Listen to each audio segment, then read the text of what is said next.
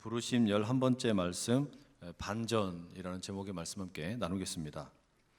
우리가 흔히 쓰는 단어 중에 이 반전이라는 단어가 있죠. 국어 사전에서는 이 반전을 가리켜 위치, 방향, 순서 따위가 반대로 되는 것 혹은 일의 형세가 뒤바뀌는 것 이렇게 정의하고 있습니다. 쉽게 말하면 일이 예측된 방향이 아니라 전혀 다른 방향으로 전개된다, 그런 의미를 담고 있는 것이죠.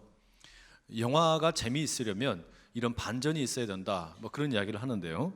제 기억에 이 반전 영화로 가장 각인되어 있는 영화가 있다면 1995년에 미국에서 만들어지고 1996년에 우리나라에서 상영되었던 유주얼 서스펙트라는 영화가 기억이 납니다.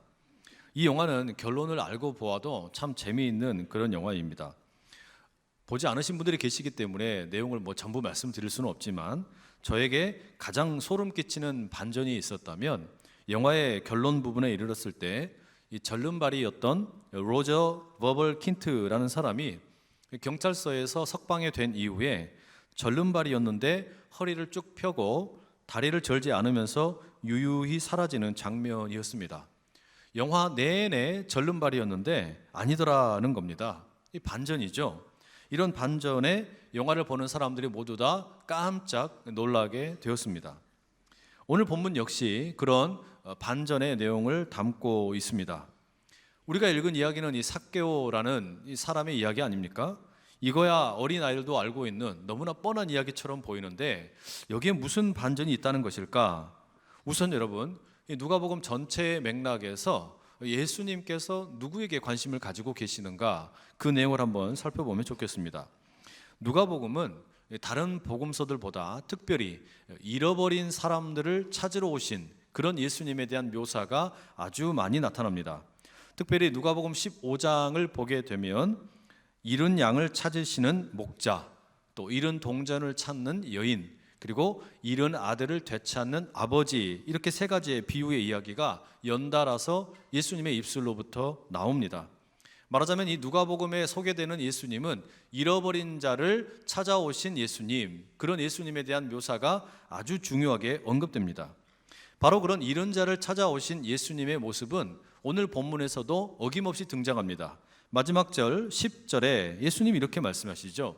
인자가 온 것은 잃어버린 자를 찾아 구원하려 함이니라. 이 말씀은 예수님께서 삭개오를 가리켜 말씀하신 겁니다. 15장의 표현을 빌리자면 이 삭개오라는 인물이 잃은 양이고 잃은 동전이면서 잃은 아들이다라고 말씀하시는 겁니다. 게다가 9절에서는 이 삭개오를 가리켜 아브라함의 자손이라고 말씀하십니다. 그런데 왜 이게 반전이 되는 겁니까?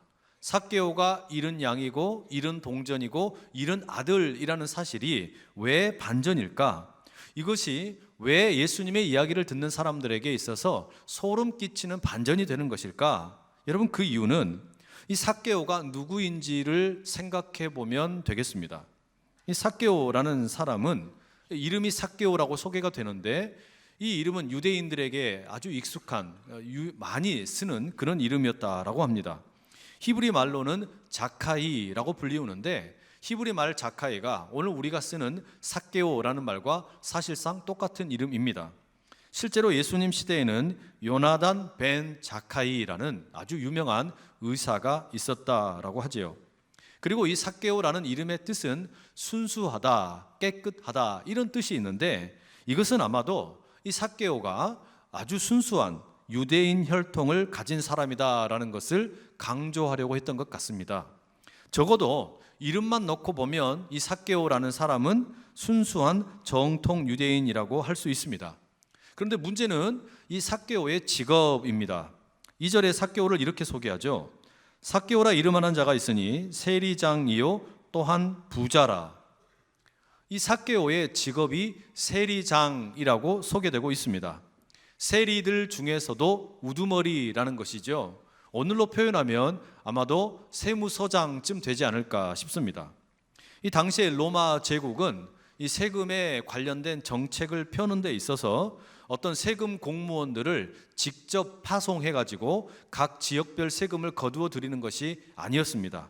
워낙에 이 식민지가 넓다 보니까 각 지역의 민간 업자들과 세금과 관련해서 계약을 맺었습니다. 그래서 각 지역의 민간 업자들이 세금에 대한 업무를 총괄하게 되고, 그리고 해당하는 금액을 이제 중앙정부로 보내주면 되는 것이었습니다. 그러니까 짐작하자면 아마 이 삭개오라는 사람이 세리장이라고 소개되는 것은 여리고 지역의 세무 업무를 총괄하는 사람이었던 것으로 보입니다. 그런데 이 당시에 이 세금을 거두어 드린다라는 것, 세금을 거두어 드리는 세리가 된다라는 것은 이스라엘 사람들에게 있어서는 평판이 참 좋지 않았습니다. 왜냐하면 이 세금 공무원이 된다라는 것은 자기 동족으로부터 돈을 빼앗아서 그것을 자기들을 압제하고 있는 로마에다가 보내는 것이니까 이건 거의 매국노라고 할 수 있는 겁니다. 자기들의 핍박받는 이웃들의 피를 빨아서 먹는 악랄한 놈들이라는 겁니다. 자기 동족을 위해 살아가는 것이 아니라 자기 동족들의 피를 빨아먹는 핍박하는 사람들이니 얼마나 믿겠습니까?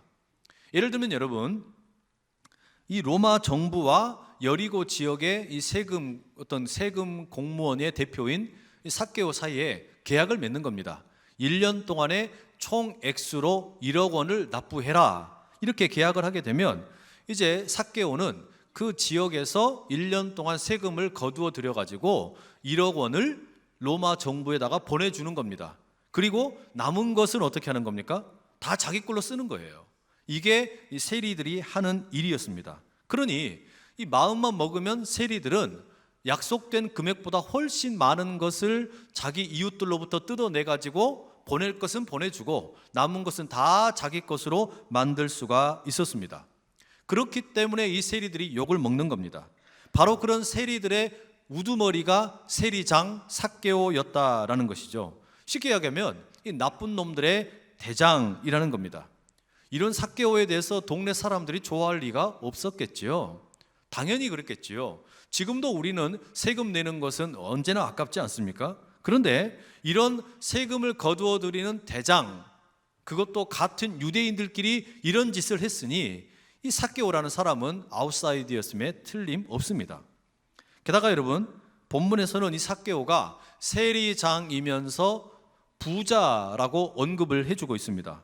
당연히 부자일 수밖에 없죠. 그런데 굳이 부자라고 이렇게 언급을 하는 이유는 뭘까요? 그것은 뭔가 의도적인 것이라고 할 수 있습니다. 삭개오가 얼마나 형편없는 사람인가라는 것을 보여주기 위해 세리장이라고 하면 당연히 부자인데 부자라는 말을 덧붙이고 있는 겁니다. 왜 그런 거 하니? 이 누가복음의 성경에서는 이 부자라고 하는 사람들은 대단히 부정적인 모습으로 묘사되고 있기 때문입니다. 이 부자에 대해서 누가복음은 아주 많이 비판적으로 묘사합니다. 이 본문에 앞서서 나오는 16장에 보게 되면 부자와 거지 나사로의 비유 이야기를 예수님이 말씀하시죠. 부자는 살아있는 동안에 잘 먹고 잘 살았습니다. 그런데 이름이 소개되지는 않아요. 그런데 이 부자가 자기 집 앞에서 구걸하면서 살아가는 거지 나사로가 있는데 이 나사로를 철저히 무시하면서 살았습니다. 그런데 문제는 이들이 죽은 다음이었습니다. 죽은 다음에 나사로 거지는 아브라함의 품에 안겨서 편안하고 행복한 시간을 보내는데 이 부자는 죽은 다음에 지옥에서 뜨거운 고통을 당하게 되었습니다. 이 부자가 자신이 당하는 고통에 너무 힘겨워가지고 하늘에 있는 그 아브라함에게 하소연을 합니다. 아브라함이여, 당신 손가락에다가 물 한 번만 살짝 찍어가지고 내가 당하고 있는 이 고통을 좀 식혀주십시오, 이렇게 부탁을 합니다. 그런데 아브라함이 그렇게 될 수가 없다, 거절을 합니다. 자신과 부자와 이 거지 나사로가 있는 아브라함의 품 사이에는 너무 커다란 간격이 있다라는 겁니다. 그러자 이 부자가 아브라함에게 다시 부탁을 합니다. 내가 이 지옥에서 고통당하는 것은 그렇다 치더라도 내 형제들과 내 후손들은 지옥에 오지 않도록, 저들에게 절대로 지옥에 가지 않도록 깨우쳐 주십시오, 도와주십시오, 요청을 합니다. 그런데 아브라함이 뭐라고 말하냐면 그것도 불가능하다라고 이야기합니다. 여러분, 이게 하고 싶은 이야기가 무엇이겠습니까? 부자는 살아서는 어떻게 살았을지 모르지만 죽은 다음에는 지옥에서 끔찍한 고통을 당하게 된다. 이게 예수님의 말씀이었습니다. 그리고 18장에 가게 되면 예수님께서 이 부자들에 대해서 더 부담스러운 말씀을 하십니다. 직접 이야기하시기를 뭐라고 하시냐면, 부자가 천국에 들어가는 것은 낙타가 바늘길을 통과하는 것보다 더 어렵다. 커다란 덩치의 낙타가 조그맣디 조그만 바늘길을 통과하는 것보다 더 어려운 것이 부자가 천국에 들어가는 일이다 라고 말씀을 하십니다. 여러분, 그러면 사실상 이것은 부자가 천국에 들어가지 못한다라는 거 아닙니까? 이렇게 부자에 대한 부정적인 평가가 누가복음 앞부분에 잔뜩 나옵니다. 그리고 삭개오를 가리켜 뭐라고 말하냐면 세리장이면서 부자라고 이야기하는 겁니다. 그러니 이 이야기는 이 삭개오라는 사람은 앞에 예수님께서 하셨던 말씀에 비추어 보면 절대로 천국에 들어갈 수 없는 사람이다라는 겁니다. 여기에 더해 본문 3절에 의하면 이 삭개오는 키가 작은 사람이다라고 소개되고 있습니다. 여러분, 여기에 소개되는 키가 작다라는 것은 단지 우리 눈에 보이는 이 신장이 작다라는 것을 말하는 것이 아닙니다. 이것은 이 삭개오에 대해서 세상 사람들이 어떤 평판을 가지고 있느냐, 세상 사람들이 이 삭개오를 어떻게 이해하고 있느냐, 그걸 단적으로 보여주는 단어가 그가 작다라는 말입니다. 세리장이면서 부자인 삭개오에 대해서 세상 사람들의 평판은 분명했습니다. 그는 작은 자라는 겁니다. 조금 더 노골적으로 이야기하면 이 삭개오는 모자란 사람이라는 겁니다. 전혀 존경받을 수 없는 인물이 삭개오라는 것이죠. 그는 세리장이었고 그래서 부자였을지는 모르지만 사람들이 보기에 그는 절대로 구원을 받을 수 없는 모자란 사람이라는 겁니다. 도덕적으로 문제가 있어서 모자랐고 윤리적으로도 한참 모자랐고 사회적으로도 인정을 받을 수 없는 모자란 사람이라는 겁니다. 바로 그런 이유 때문에 결코 천국에 들어갈 수 없다. 그게 삭개오, 모자란 사람, 작은 자이라는 것입니다. 여러분, 우리 주변에도 이런 사람들 있지 않나 싶습니다. 직업이 좋아가지고 돈은 많이 법니다. 재산도 많습니다. 어느 것 하나 부족한 것이 없는데 참 존경하기 어려운 그런 사람들이 있다라는 말이죠. 도덕적으로 너무 문란한 사람, 자기밖에 모르고 남의 고통에 대해서는 전혀 신경 쓰지 않는 사람, 그래서 내가 생각하기에 저 사람은 절대 천국에 들어갈 수 없는 사람. 여러분, 이런 사람들 우리 주변에 꼭 있지 않습니까? 회사에서 같이 일하는 동료들 가운데 있고, 동창회 모임에 가보면 그런 사람 있고, 운동하는 모임에 가보아도 꼭 그런 사람 있습니다. 심지어 교회에도 그런 사람 있는 것 같다라는 말입니다. 이런 사람들이 있으면 정말 상대하고 싶지 않죠. 그냥 무시하고 싶은 생각이 들 때가 많습니다.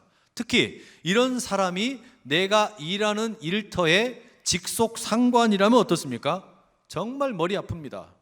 정말 마주하고 싶지 않고 말을 섞고 싶지 않은데 그런 사람 있으면 골치가 아픕니다. 여러분, 이게 우리 주변에 있는 삭개오라고 말해도 틀리지 않을 것입니다. 이렇게 삭개오는 세리장이면서 부자이면서 동시에 여러 면에서 참 모자란 사람이었습니다. 그런데 여기서 여러분 반전이 시작이 됩니다.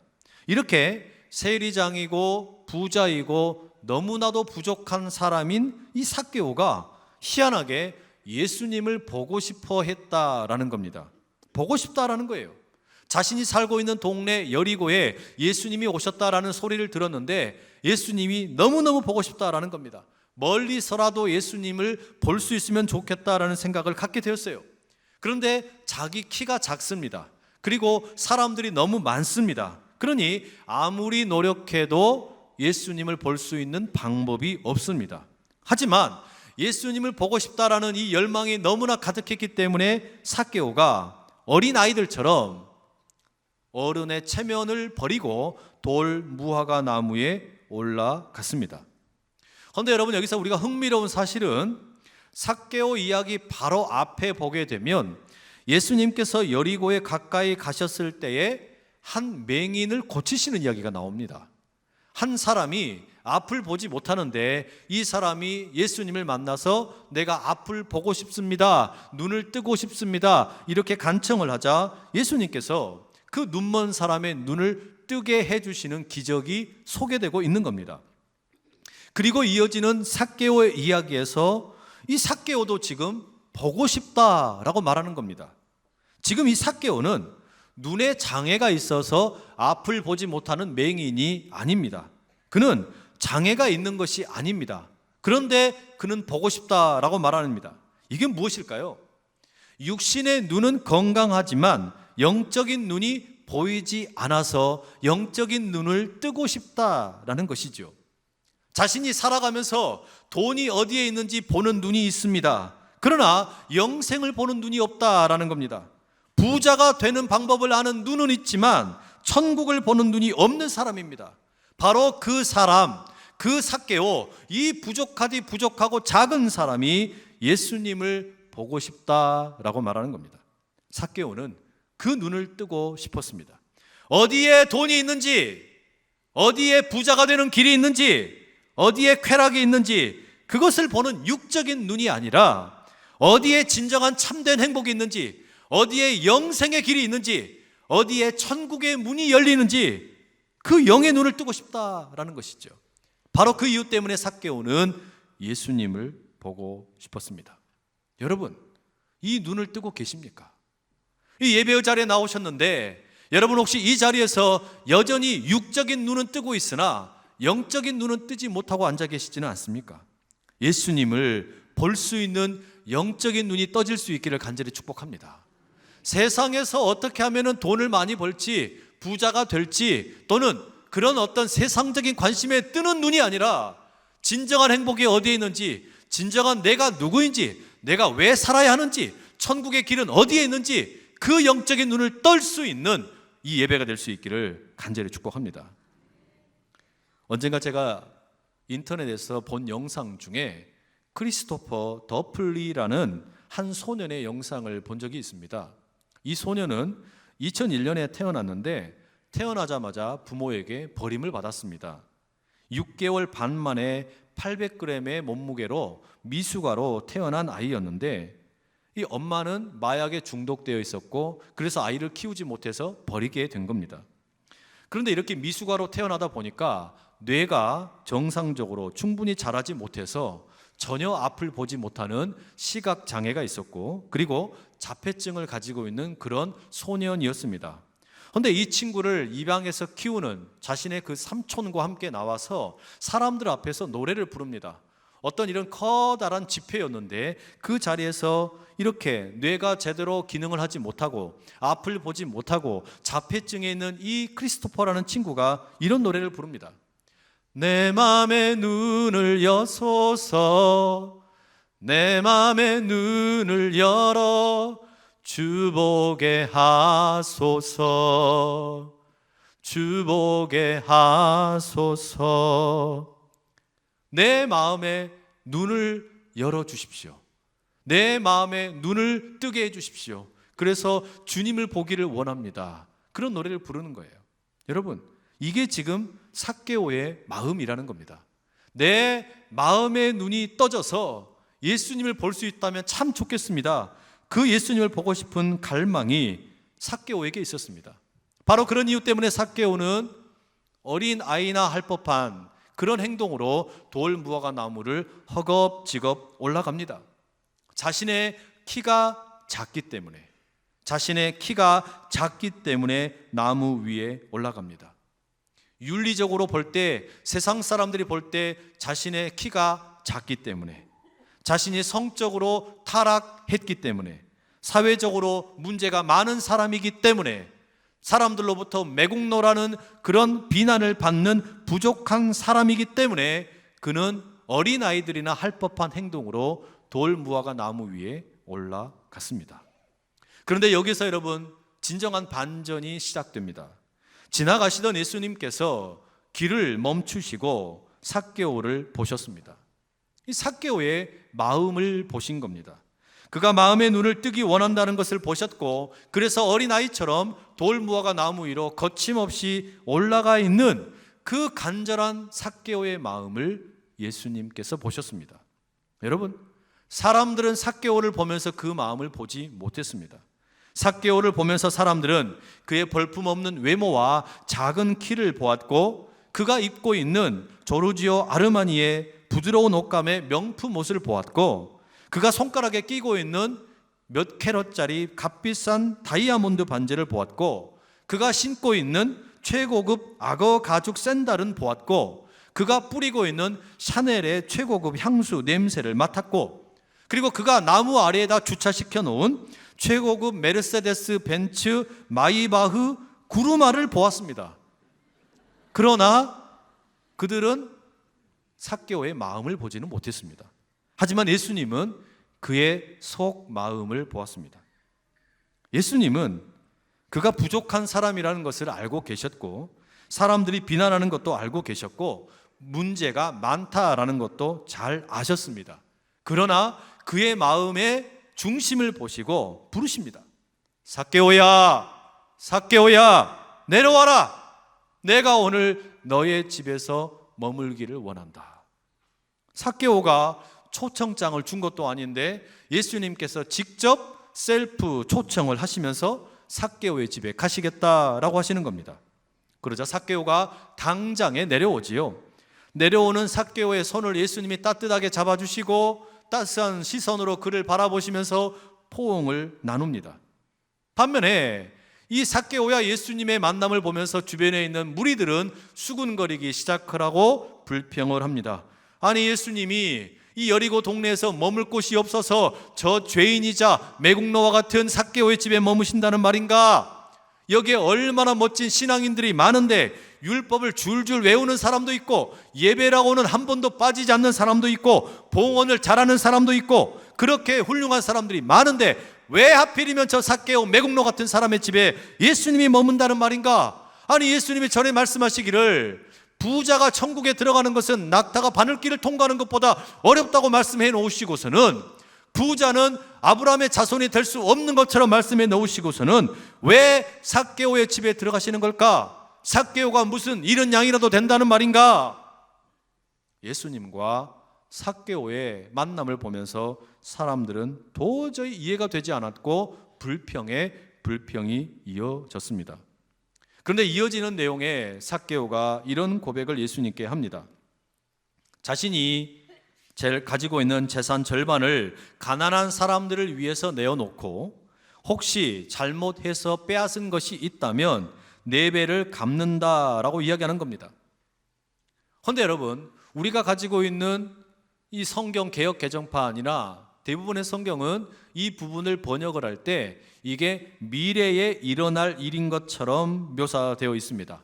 앞으로 내가 내 재산의 절반을 가난한 사람들에게 줄 것이고, 그리고 혹시 잘못 빼앗은 것이 있다면 4배를 갚도록 하겠습니다. 이렇게 미래로 해석을 해 놓았습니다.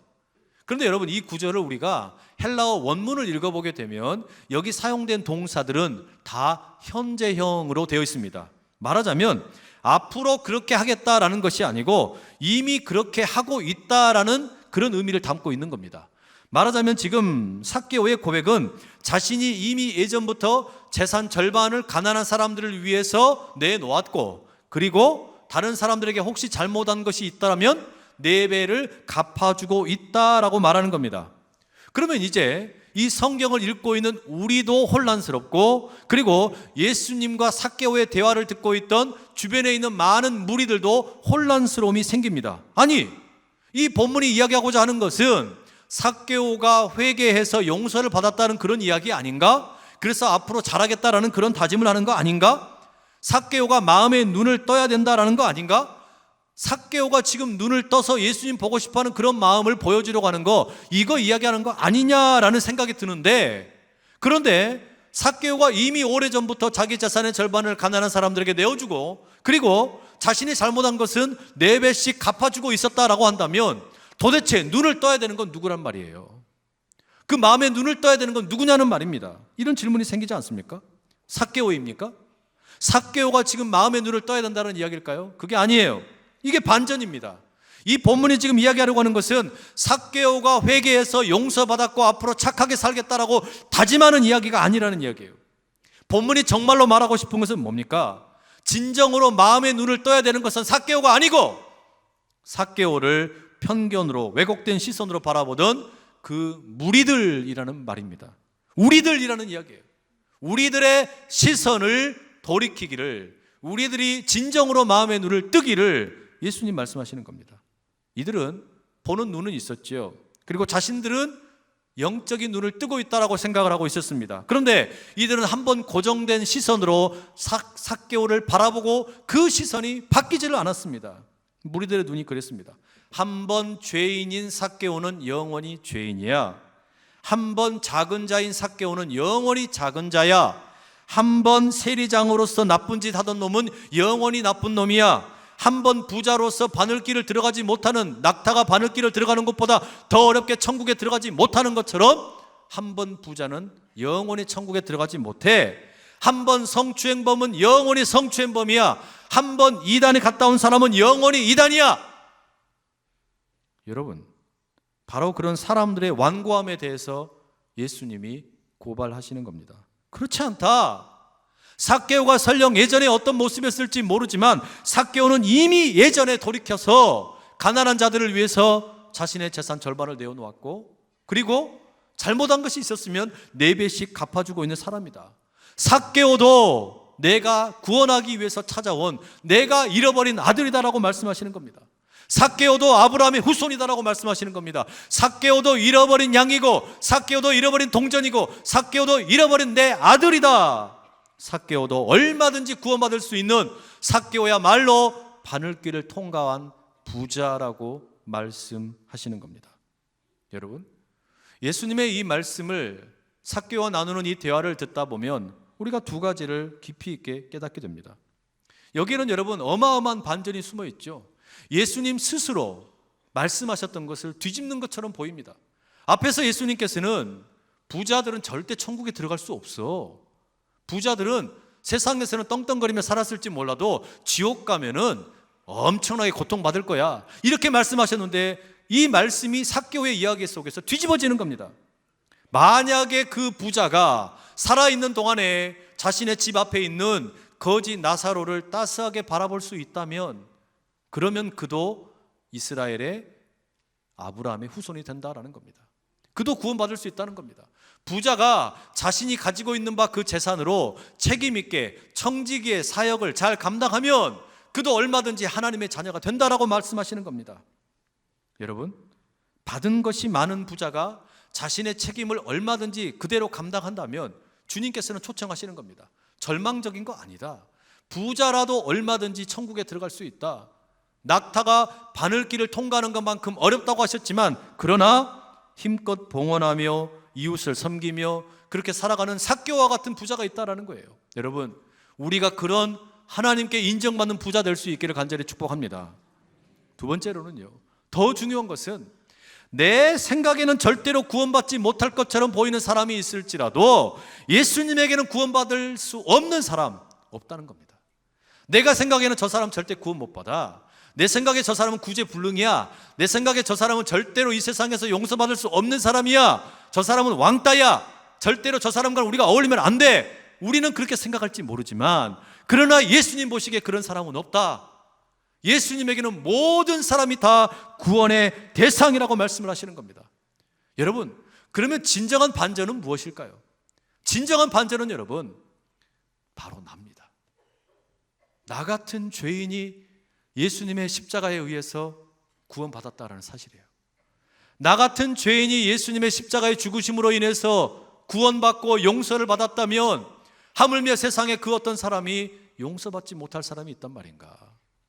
나 같은 죄인도 예수 십자가의 그 죽으심으로 그리고 부활하심으로 천국 백성 되었다면 이 땅에 살고 있는 사람 가운데 감히 누가 천국 백성 되지 못할 사람이 있냐는 말이에요. 여러분, 만약에 우리가 구원받은 것이 진정으로 감사한 일이라면 여러분, 이게 무슨 이야기겠습니까? 이 삭개오의 이야기는 우리가 할 수만 있다면 모든 사람을 긍휼의 눈으로 바라보라는 이야기죠. 할 수만 있다면 우리 모든 사람을 향하여 사랑의 눈으로 바라보고 긍휼의 눈으로 바라보라는 이야기입니다. 왜곡된 시선으로 그 무리들처럼 어유 저 작은 자, 이 모자란 자, 이 세상에 비난받아 마땅한 자, 이 아웃사이더, 이 따돌림 받을 자, 그렇게 난도질하지 말고 바라보라는 거예요. 긍휼의 눈으로 서로를 바라보라는 겁니다. 바로 그때 우리 주님께서 기뻐하시는 일이 우리 가운데 일어날 줄로 믿습니다. 주님은 삭개오를 통해 이 반전의 말씀을 주십니다. 바로 우리가 하나님의 구원을 받았다라는 것이 인생 최고의 반전이라는 것입니다. 그러니 이 반전을 먼저 경험한 우리가 다른 사람들을 바라보며 긍휼의 눈으로 살아갈 수 있기를 간절히 축복합니다. 우리 이 시간 함께 같이 한번 기도하며 나가기 원합니다. 이 시간에 기도하실 때 주님, 내가 십자가에 죽으신 예수 그리스도의 그 희생으로 인하여 구원을 받았다면 다른 사람들을 바라보는 그 눈이 긍휼의 눈 되게 하여 주시옵소서. 다른 이들을 바라보는 그 눈이 아름다운 행복의 눈이 되게 하시고 사랑의 눈 되게 하여 주시옵소서. 우리의 가정이 그렇게 되게 하여 주시고 우리의 일터가 그렇게 되게 하여 주시고 우리 교회가 그렇게 되게 하여 주시옵소서. 우리 마음 모아서 주여 힘있게 세버리치고 기도하며 나갑니다. 주여, 주여, 주여. 사랑하는 아버지 하나님, 내가 그렇게 죽어 마땅한 죄인인데 예수 십자가의 아버지의 죽으심으로 인하여 용서함을 받고 구원받았음을 기억하며 아버지 주님, 옆에 있는 이들을 긍휼의 눈으로 바라보고 사랑의 눈으로 바라볼 수 있는 우리가 되게 하여 주시옵소서.